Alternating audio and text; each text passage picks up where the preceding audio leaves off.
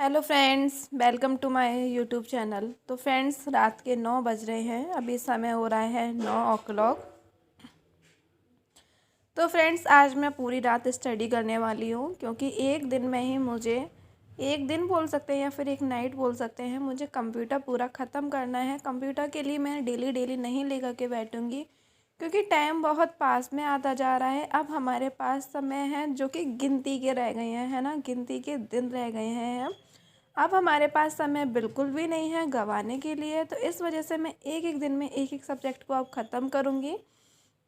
तो आज मैं आप लोगों के साथ अपना शेड्यूल शेयर करूँगी कि मैं कंप्यूटर को किस तरीके से कैसे पढ़ी हूँ। तो मेरे पास एक कंप्यूटर की बुक थी जो कि मैंने CCC का कोर्स किया था, तो उसके लिए थी। तो उसमें बेसिक सा ही होता है। तो फ्रेंड्स, मैं कंप्यूटर की जो बुक थी CCC वाली, उसमें बेसिक कंप्यूटर कोर्स होता है, उसे मैं कंप्लीट कर चुकी थी। उसके बाद 2 घंटे हो गए थे उसे बुक को पूरा पढ़ने में, और कुछ नोट्स थे मेरे। फिर उसके बाद मैं मैराथन ले रही हूँ कंप्यूटर की, क्योंकि मैराथन से क्या होगा, 2 से 3 घंटे में सारा बेसिक करा देंगे। कि आप लोग तो यूट्यूब पर सर्च कर सकते हैं कि computer classes for KVS marathon, है ना। तो उससे कंप्यूटर की काफ़ी सारी मैराथन निकल आएंगी, उसे मैराथन को आप कर सकते हैं।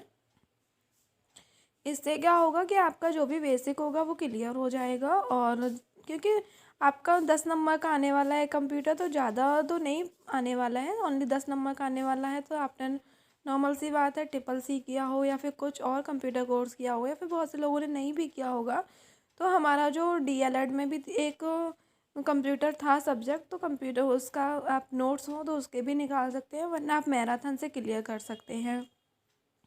तो मैं तो सभी सब्जेक्ट का पहले जो मैंने अपना पढ़ा हुआ है, जो मेरे सेल्फ नोट्स हैं, मैं उनसे क्लियर कर रही हूँ। उसके बाद एक एक मैराथन देख रही हूँ, तो उससे जो भी हो रहा है वो मेरे क्लियर हो रहे हैं। मेरा इस तरीके से सिलेबस कंप्लीट हो जा रहा है।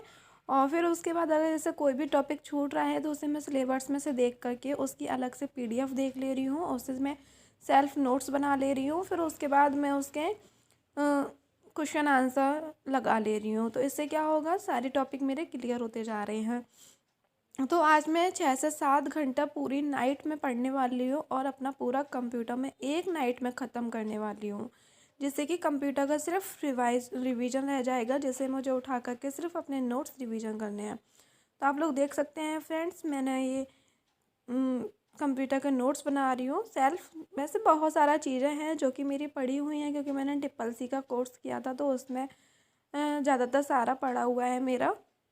लेकिन बहुत सारी चीज़ें होती हैं जो कि हमें न्यू लगती हैं, या फिर हमारे दिमाग में से स्किप हो जाती है जब 3 से 4 साल हो जाती हैं चीज़ों को पढ़े हुए। तो उसके लिए, और कुछ ना, मैं STAT जो मेरा प्रॉपर, तो मेरा STAT है ना, सुपर टैट, तो मैं सुपर टैट के लिए कुछ कुछ चीज़ें देखती रहती हूँ। तो इस वजह से थोड़ा थोड़ा सा मेरे माइंड में चीज़ें हैं, तो जो चीज़ें मेरे को न्यू लग रही है, मैं उन्हें उनके नोट्स बनाती जा रही हूँ। साथ के साथ में बाद के लिए अब कुछ भी नहीं छोड़ रही हूँ, क्योंकि अब हमारे पास समय नहीं है कि हम बाद के लिए अब कुछ भी छोड़ें। जो चीज़ जिस समय पर हमें दिख रहा है, उसी समय पर उसके नोट्स बना लेने हैं या फिर याद कर लेना है। तो फ्रेंड्स, मैं मैराथन देखने के बाद साथ ही के साथ में मैं MCQ लगा लूँगी, क्योंकि MCQ लगाना बहुत मोस्ट इम्पोर्टेंट हो जाता है। जब हम किसी टॉपिक को क्लियर करते हैं, उसके बाद जब हम उसी टॉपिक के MCQ देख लेते हैं, तो वो जो टॉपिक होता है वो डबल स्ट्रॉन्ग हो जाता है। फिर उस टॉपिक को बहुत ही आसानी से हम नहीं भूल सकते हैं। तो अपने टॉपिक को डबल स्ट्रॉन्ग करने के लिए आप कोई सा भी टॉपिक लगाएं, नोटबुक से, PDF से, यूट्यूब से, जहाँ से भी लगाएं, उसके MCQ ज़रूर लगाएं। 50 से 70 के समथिंग आप MCQ लगा लेंगे तो आपके लिए ठीक है। अगर हो सके तो 100+ लगाएं। तो फ्रेंड्स, मैं 2 या 3 सेट लगा लूँगी MCQ के। और MCQ में भी बहुत सारी चीज़ें होती हैं जो कि हमारे लिए बिल्कुल ही न्यू होती हैं। तो वही चीज़ है, मेरे लिए कुछ चीज़ें यहाँ पर न्यू थी MCQ में, तो उन्हें भी मैं साथ के साथ में नोट डाउन करती जा रही हूँ, क्योंकि मैंने बताया ना आपको कि बाद के लिए कुछ भी नहीं छोड़ना है। अब हमारे पास समय नहीं है।